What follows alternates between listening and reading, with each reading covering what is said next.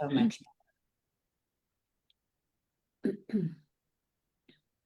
So setting up. Of course, I'm having a post-lunch like. Wow, that is so much better. Just wait. Okay, You're welcome. Okay. thank you. And we'll just get notified. Oh. Okay, we should be up and running. Hey, we're back here on our Facebook group. I'm Ashley Sisk, and today we are going to be talking about preparation in Q4 for the next spring selling season. So Shayla and Ashley are here with me. Shayla. Hello, welcome. As promised, we told you we were going to pop in here on occasion and do Facebook Live videos. At some point, hopefully introduce podcasts, just different avenues, listening avenues and learning avenues for you, because we recognize that everybody learns differently. But here we are, as promised, just our very authentic selves in our private spaces. So welcome. Welcome. Yeah, absolutely. My name is Ashley Full. Thank you guys for joining us. But yeah, we're really excited to bring you guys some consistent content, and we got some exciting things to talk about today. Yeah, absolutely. So as we kind of wind down from the busyness of the spring and the summer market, sometimes we can feel the burnout of busy schedules during that time, showings, listings. As we approach Q4, we can still face burnout, but it looks a little bit different. You might feel the burnout of the stress of, the slower season. But it's a great time to be more intentional with what you do. Client events, pie parties. It's a great time to be, intentional with how we operate and just kind of building the momentum for the spring selling season that's going to be here before we know it. Well, and I think the term seasoned, I mean, we've all, speaking of seasoned, I've been in for 19 years. I know you guys have been in for a while too. That's one thing that I've often thought about is identifying them as seasons. Sometimes I think gives us the excuse to being inconsistent, right? I've heard it all. I say I've been a parent. I'm still a parent, but I'm a parent of adult children. And we were talking a little bit about this earlier too, when we talk about, my kids are out of school, it's summer, it's all the things. But, when I look at all the other businesses, because that's what we're running is a business, which requires us to be consistent. Like I'd be pissed if Chicken Salad Chick took the summer off. Yeah, exactly. Right? But I share that just to kind of give that perspective of like consistency still matters. It doesn't matter if it's summer, if it's winter, if it's first quarter, second quarter, fourth quarter. But I do think those seasons and those times are opportunities to reevaluate, which is kind of what we talked about going into fourth quarter. Like, what does that reevaluation look like? So, what are your thoughts, Ashley Full? Yeah, I completely agree. If we're really looking at real estate as a business, this is your time where your sales and in front of your customer slows down. So you go back to the back end of your business and say, what systems worked? What lead generation strategy worked and brought me business this year and what didn't? And pivot as fast as you can. Yes, maybe finish the year out if you want to get those full 12 months of numbers for marketing or plans, but don't be afraid to pivot either and get back on it, or take a vacation if you need it, take a week off, come back and be business focused. Get your business plannings on the calendar. I highly suggest doing one in-house with your company, and then also find at least one other one somewhere else to get a fresh perspective, not even necessarily in the real estate industry, but yeah, I got to switch gears. Another couple things that we're talking about in my classes are like, this is your time to get reviews, right? This is your time to update your CRM, get your home anniversaries and your birthdays and everything kind of wrapped up from the summer, and make sure you button up all that stuff. Make sure you're doing your post-closing checks. It's been a month since you got your keys. How's everything? Can I get you a contractor, blow out your sprinklers, stuff like that. Right. Very It's also good. time for professional development, like working on us as individuals. And it also might be a good time for our continuing ed hours, that sometimes I wait till the last minute on and wish I would have done it during Right. the selling season. And your designations. Yeah, He exactly. doesn't wait until the last minute. I Like, know, right? Right. Yeah. When you're licensed in 3 states, there's a lot of CE. There's a lot of continuing education. Yeah. Yeah. Good stuff. But yeah, yeah. I agree. Designations. If you guys out listening out there haven't tapped into the Buffini CFSP Certified Full Service Professional designation, that one would be one I highly recommend. And I'm not one to push designations. NAR, take it or leave it on some of those. I like the senior specialist. You know what I mean? I like the listing specialist, the listing agent one too, if you've only helped buyers. But like all of them, you know what I mean? Not necessarily important, but the Buffini CFSP is one I would add to your winter list. I'm so glad you mentioned that it wasn't just about like you're not so much saying that like to go and get Do. Yeah. designation, right? I listened to a podcast, write this one down. It's Simon Sinek. He does Love him. a bit of optimism. He had a Harvard, have you listened to this one, Ashley? The I Harvard don't think so. professor that teaches a course on, guess what he teaches a course on? You said the Harvard what? He's a Harvard professor Oh, and he teaches a course on Procrastination. I don't know.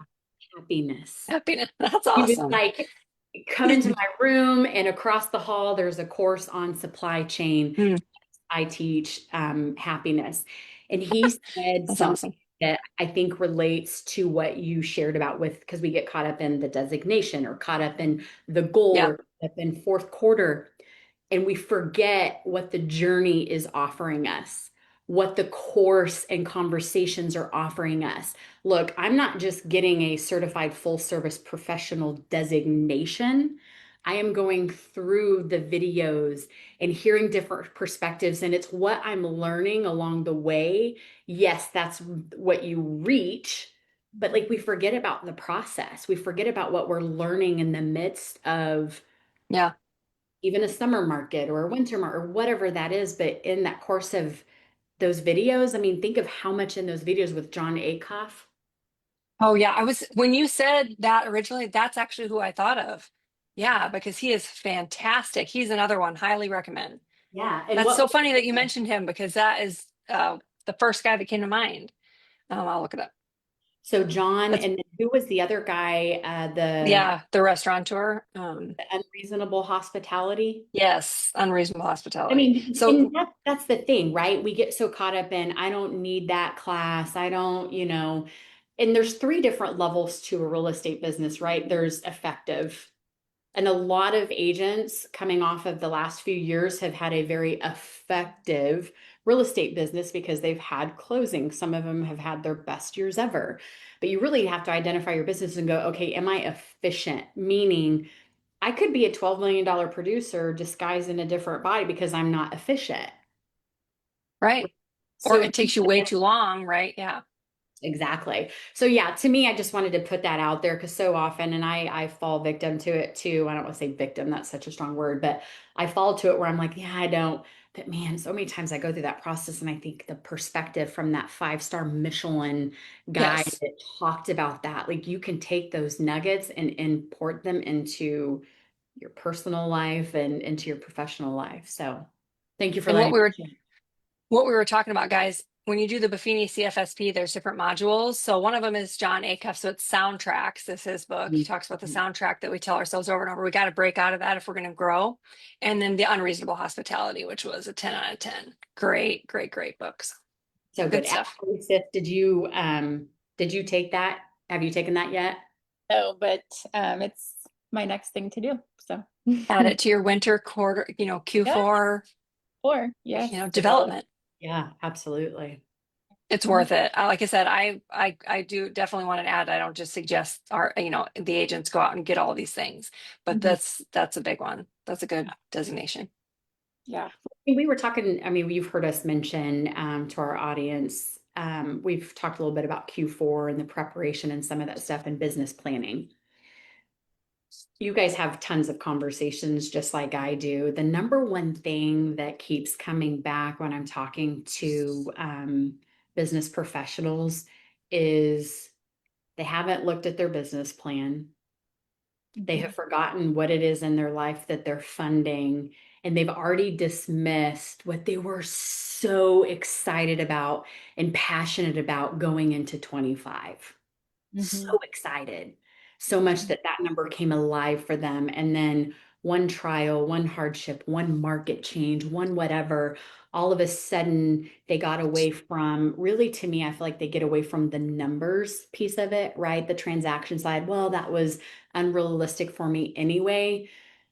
But that most aren't tying their goal to what it is that they're wanting to fund in their life, because you're going to have a much harder time swallowing and accepting the fact that you're saying no to showing up because you can't pay for your daughter's college Right. versus, yeah, 30 deals. Like, I didn't, it's not the 30 deals, it's what those 30 deals were going to do for your life. So what are you guys seeing Right. in your conversations around the business plans and stuff like that from last year going into this year?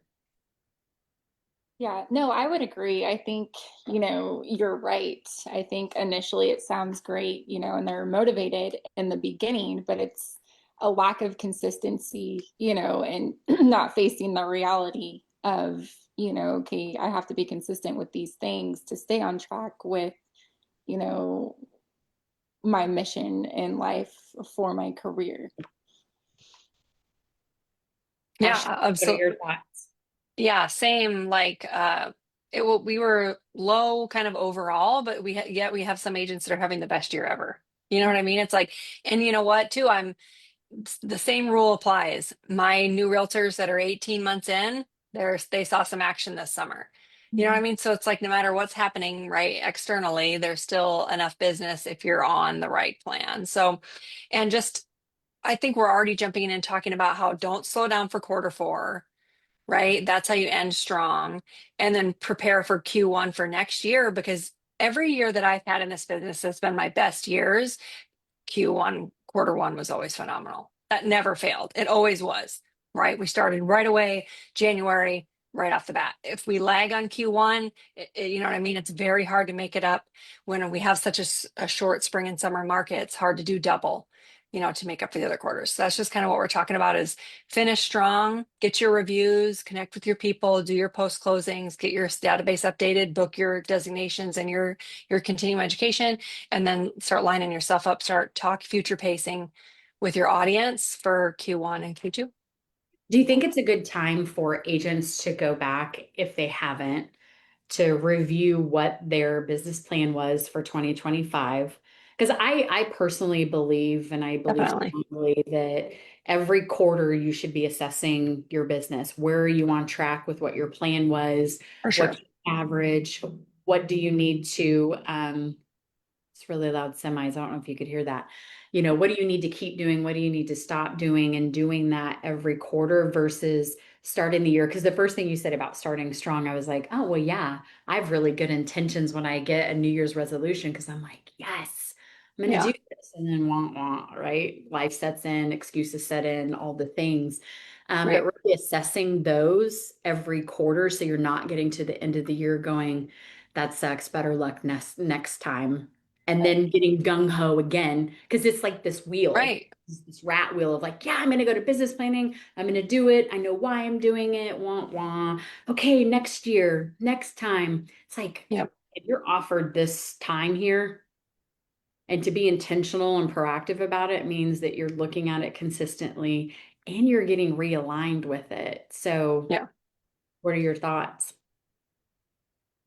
I Yep. agree wholeheartedly. You have to face the reality, and I think it's kind of like checking your bank account every morning. You might not be crazy about it, but it's good to see where you are. It keeps you on track, and Yep. you're always familiar with your business. Yeah. And it lets you know, okay, Yeah. this is what I need to do to get to where I want to be. Absolutely. One of the biggest changes I ever made in my business, kind of at the same time I started my team, was I started that exact spreadsheet. I knew exactly where my deals were coming from, exactly what the commission was going to be. Not that that was the most important thing for me, because it wasn't by far, but that actually was a hindrance for me, because then I would give away money or make not the best deals, right? It was when I learned to be intentional with those numbers and what did I pay for marketing? What did it, what am I paying for this deal, or what's all coming out of it, that it became really clear to me. And then it also got me really excited. It emboldened me, to like I'm not doing everything I should. There's not enough number on here, or hey, we're having a great time. So I think it grounds you. I totally agree about the bank account and looking back at your spending for the month. When I'm feeling, we're all moms on here. When you're feeling like the money is going out, back to school was really like I hit a point in first week of September where I was like, okay, we're done. We need to take a break on that for a minute. We got all the new shoes and all the new things, and we're going to pause. We're going to eat at home the whole month of September. So, Right. it's just balance. So yeah, I think that's same. Mhm. You say back to school. I obviously, you know me, you can count on me to throw a funny in here every now and then. But my son, that was one thing that, I mean, I was a single mom for a while. We didn't buy new backpacks. My son literally carried the same backpack from fifth grade all the way up until his senior year in high school. What? Yeah. At some point, it was Was it like, oh, plain that's colored at funny, but least? do it. No, it was like orange and gray. It was one of those Oh, like fuel JanSport? Oh, Target, Target okay. backpacks. But at first, he was not happy about it, right? Because every kid wants the new shoes and the new backpack, and it's like we're all preparing for these new starts, right? Which goes back to Right. what we're talking about too. And he was kind of pissed about it, and then eventually it kind of became like this challenge for him. Is like I've got to get this backpack Oh, to my senior That's year. awesome. Backpack Oh, arrived. I'm not sure where it is now, but anyway. well, yeah. I completely agree. I was surprised when my daughter's, it's usually like, wants to keep her backpack. I was like, Hmm. sounds Yeah. good. As long as it wasn't like a My Little Pony one that, Right. which Right. is fine too. Like that's not that big of a deal. But back on track, I digress. So That's great. Oh, yeah. No, it's good to be familiar with what's going on and it keeps you on track. So, so Ashley Full, you are the reader of the group. I'm more of the listener. I'll read something if I want to go back to it, but it's my high D. All of us know our new personalities. Maybe we talk about that next time. That would be super cool to break I that. think that would be great. We could send out to our viewers, send out the link for them to take the test too. I say take the test, collect the insights, right? It's not a test. We're collecting insights. That would be fun for us to share, but that's the high D in me is not typically slowing down to stop and read something. So I appreciate that about my friend Ashley Full. She always has some great tips on like books and things like that. So do you have any book suggestions that you could give Ooh, our yes. viewers going into the last part of their business Oh plan for yeah, because it is a great time to read. It's going into winter, no matter where you live, right? It's going to be less time outside. I think that's great, because the summer we don't get as many books done. So okay, so I've been doing a little bit more casual reading. don't So share I with us read the love book. oh no, but I did read The Nightingale, which is really good, and Counting Miracles. No. But I was looking back at I read and I would highly suggest it's called The Unspoken Truths of Career Success. The Okay. Unspoken Truths of Career Success by Tessa White. She talks you through like every hard, like something that a conversation that could come up in all different settings. It really related to how agents speak to each other, like kind of reaffirming what the agent says, and then but still standing your ground with what your client wants you to say, but how we can need to slow down a little bit and just resonate with our fellow professionals before we stand our ground. And then also a lot of corporate too. But it was good though, because even though I've never worked in the corporate world really, it was still really great to hear kind of those conversations and how she would handle them. So that's a really good one. And then I actually circled back because of my book club to one of my favorite John C. Maxwell books, which Simon Sinek and John C. Maxwell are probably my two favorite. It Yeah. was Failing Forward. Yes. Mhm. So I reread Failing Forward. And again, I got so much more out of it. So even if you've read, I would suggest to anyone out there, even if you've read a John C. Maxwell, if you have it on your shelf and it's been a couple of years, pick that baby up this winter and reread it, because you're going to have a whole new lesson from John, and it gets better every time. But Failing Forward is nice because I need to push sometimes to like move forward, do Mhm. it. Don't Yeah. wait, move forward. That's again, high S, organization support. So Mhm. I need the push to just do sometimes. So yeah. Failing Forward, John C. Maxwell, and then The Unspoken Truths for Career Success. you saying something about failing forward again, back to that podcast. And that's what I love about this is we know a lot, right? You've been in the business a lot. I've lived a lot of life. I'm not going to tell you how old I am, but there's never a moment where I don't re-listen to something like the Buffini mid-year. I listened to that. I've listened to that probably 5 or 6 times and have walked away with something different. But on that podcast, he said you have to realize that two things can coexist. I can be fearful and excited, but it's the minute my fear is 80% and my excitement is 20%, then there's a problem. But I can also be 80% excited and have that 20% fear. But what volume do I have that on? And I got to live that, going and speaking. I was like, man, I'm really nervous and I'm excited. But listening to the podcast made me go, okay, at what level am I excited? And at what level am I nervous and fearful? Because if my fear is lower and it's there, I'm just going to Yeah, let that's it, good. I'm Yeah. going to let it reside and I'm not going to buy into it. I'm not going to let it overpower. But the whole point in him saying that was like, identify it, which is 80 and which is 20. And if it's mainly fear, then obviously is that your instinct? Is it lack of knowledge? Is it lack Right. Preparation. Right. Yep. Preparation. Exactly. Exactly. So, and I know you talk a lot about that in the development room too, right? Like going and listening to the same thing or going into the same class. Like Yep. it's important If you to, have more fear than you have excitement when you're going into a listing appointment, it's because of your research and preparation and maybe some training. and But if it's you get showing up in those, the you're gonna feel a lot more. Yep. Yeah. Right. Absolutely. Ashley That's Sisk, what about you? that is really good information, Shayla. And I remember you actually telling me that I think it was before our four, when I was gonna be on the panel, and you had said that, and it just resonated with me. I mean, that's just such good advice. You Um, embrace it a little more.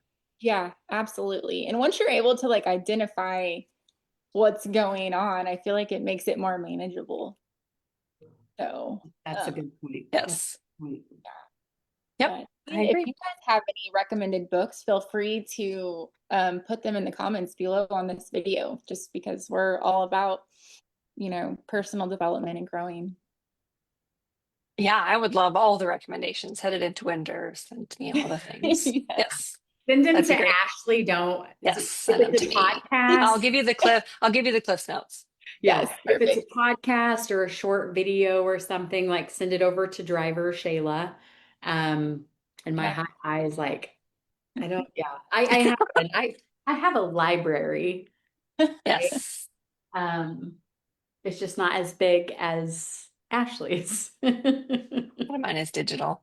I do listen a lot. Ashley Sift, are you you're the reader, not reader? So you're yeah, because you're IDI. I'm the Yeah. high Yeah. I, high D, but I'm high Hi, I I. first, and I'm just kind of the social butterfly, but I love the nuggets of really good information. Um, Yep. so She's the one you send the big. I started doing this after learning about disc and stuff. And you guys may have seen it from a staffing standpoint. I'll send a real short glimpse yeah. what the body of the email is going to be. And it's like, if you want to know the details of Oh, what's going on, that Yes. was something that Dr. Abelson from the Talent Insight suggested. He goes, do bullet points and then send the big long. Because what happens is you get a lot of high Ds, which is the majority of our business, yeah. right? And Yes. you look at it, you're like, how many of them are opening an email and like, yeah, I'm not reading that. It's so true. That's so true. And then they're like, what happened? What? You're like, did you read the email? No. So try that, like breaking it up That's a into great idea. who your audience is going to be. So Yeah. Bullet points are good. yes. Yeah.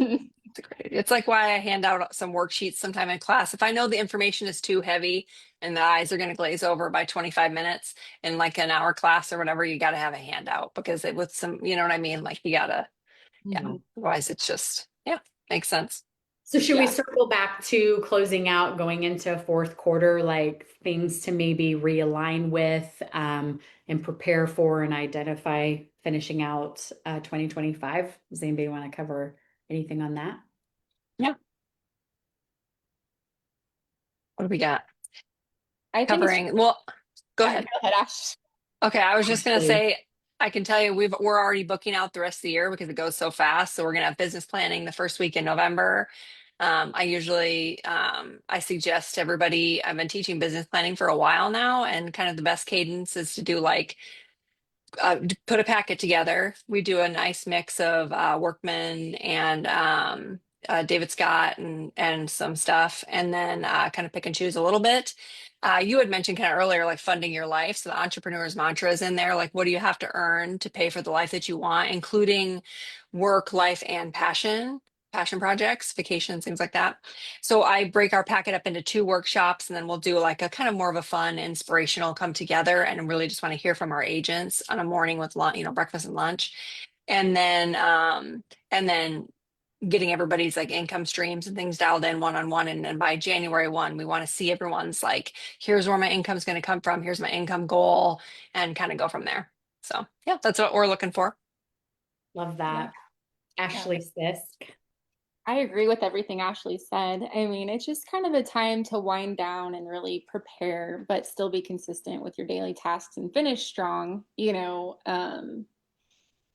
but doing your due diligence and being proactive about what's to come is definitely essential too. Because what you do, the seeds that you plant today in fourth quarter, you will harvest, at the beginning of next year. So, Which is crazy. My gosh, it's almost 2026. I think we would be remiss if we didn't mention the reflection period. I think that you should spend not picking apart what's happened, right? But really identifying where you maybe could have shown up better or fully. Maybe where you weren't as intentional with your decisions with your finances, or as intentional with your decisions on keeping a really awful client and not releasing them. Like just really identifying Yeah. what some of those weaknesses in your business decision making. Don't attach yourself to them emotionally, right? Because I think that's what's so hard is we get so emotionally attached to what we may perceive as a failure, but it's more of like, no, we need to identify those weaknesses because that behavior is going to consistently show up. It doesn't matter how good your business plan is. right. We can identify and kind of reflect on some of those areas and Yeah. then really set our business up for them. For instance, if I know that I fall short in this area, like what can I put in place? What strategy can I put in place that helps protect me from the inability of saying no to someone or whatever the case may be, but just really reflecting on what went well, Mhm. what didn't go well, and then identifying those going forward, because again they're going to continue to show up in your life and in your business if you don't really take the time to polish them. So That's a really good point. One thing that I kind of learned to talk to agents about too is if you, especially if it's the second year that you had it on your list and you didn't get to it or didn't get the energy, I think you need to ask yourself, do you need to dump it? Like that's a big deal. Like move on and focus on something else. Like if you put expireds and FSBOs on your income list every year, but it generates maybe one or less deal and you also don't like it, I think you need to, it's time to dump it.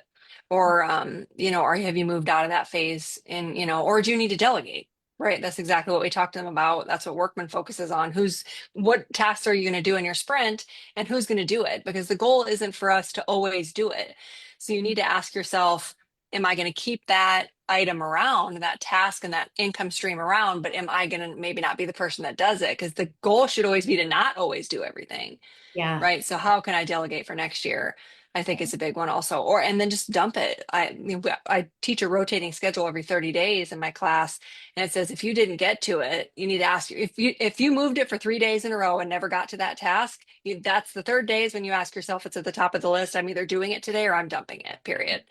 I And love I it. think, yeah, right. So that's a rule that I teach. If you don't get to it, move it to the top of the list the next day. If you move it 3 days, you're asking yourself, I'm doing it right today or I'm dumping it. So yeah. When you brought up a good point about dumping it and moving it on, or delegating it, because that's the point, because it goes back to what we talked about earlier, right? I'm effective, right? There's a lot of people that are celebrating the success of effectiveness, which is not long-term sustainable to the highest Right. level. And it's, am I efficient, right? Am I more intentional with my time, getting the most out of my time, and then proficiency, knowing that it's still vital, but hiring it out outsourcing it so it still gets done, but I'm freeing up my time to invest in other areas. So that's the 3 levels of business that I would encourage agents to look at their own business and say, okay, am I efficient? Or am I just effective, or am I proficient? Because that's where that opportunity to grow and learn and be more educated comes, not just with the, all the closings. So great Oh, conversation. true. Okay, this was fun. Yeah. We're definitely going to do it more often. We said when we started this group, just to bring you guys back to that, the intention that we had with this group was to create an environment for high level thinking and high level learners. And the reason why we're on in this group and that you've been invited in the group is because you are operating in a very unique way. You're not a typical agent. You're somebody that has values, are aligned with values, and are a true professional. So we, again, wanted just to create a group of people that were very unique, but also aligned with what they valued and how they ran their real estate business. So thank you for watching. I'm assuming, is there anything else you guys want to chat about, or I don't think so. I'm save really it looking for next to time? our, yeah, I'm really looking forward to our next time chatting about the disc assessment. That's just so fun. Yes. Should we Oh do my it? gosh, yes. Okay. So what we'll That do should be our next is topic for sure. in our group, we Mhm. will post a link in there for you to go in and complete a talent insights. It takes what, about 15 minutes, if that. Yeah. Yep. You guys took it. Do you want to give some insight on kind of what you go through and what that looks like to prepare them, so when we do post a link, they have an idea of what's happening? So I guess my advice would be, when you give the information, just make sure that you're in kind of like a peaceful setting, so that That's the so true. that you're giving are realistic and, you know, true. Yes. And just be real, just let it roll, let it flow, just be your natural self. And the collective will, I mean, it just amazes me at how accurate it was when I got the results. It's going to Yeah. share with you words to not use with this specific style. Um, it's also shared with me like my weaknesses, like not my strong suits, right? Like I may be loose with my time, or like it gave me some of those things where you're like, oh my God, this piece of paper is calling me out. But it helps you communicate with other people too, because it's Right. not, this is how I communicate, this is who I am. It really allows you to tailor that. So Ashley Full, what were you going to say? I was going to say, like, just don't think of it as who you ideally want to be, right? Answer it honestly. Excuse me. When you get put in a situation, how is it that you react? Or, you know what I mean? I think that would be just one other piece. But I agree. Don't do it at the end of the day when you're rushing through it and just kind of popping off, stupid boo boo or whatever, because you need to, yeah. And then it's a little repetitive, but it's getting to something, right? Like that's why it's so good. Right. And then yeah, the summary at the end is fantastic. Yeah. When we don't want anybody to think, because at first when we all took it, when you're introduced into a test like that and people automatically assign like disc, right? This is like disc on steroids. Would you agree? Like I've Yes. never taken a test. 10 deep. Yeah. Oh, yeah, for sure. So even if you've taken the disc, take the talent insights. It's not going to cost anybody anything. Like we've paid for the license for it to be a resource. So we'll post the link for the insight steps in our group. We'll just have everybody go in and do it, and then we can plan in the next 30 days to hop on here again. And then yeah, I'm starting to think like maybe Dr. Abelson will hop on and do a live with us and answer That would questions. be If awesome. anybody has questions about like their disc. Might be really cool. So TBD, TBD, TBD. Yes. To be determined. Yep. Perfect. All Somebody right. want to close That us out? sounds great. Awesome. Well, thanks guys for watching, and we are looking forward to seeing you next time. Take care. Bye. Bye, guys.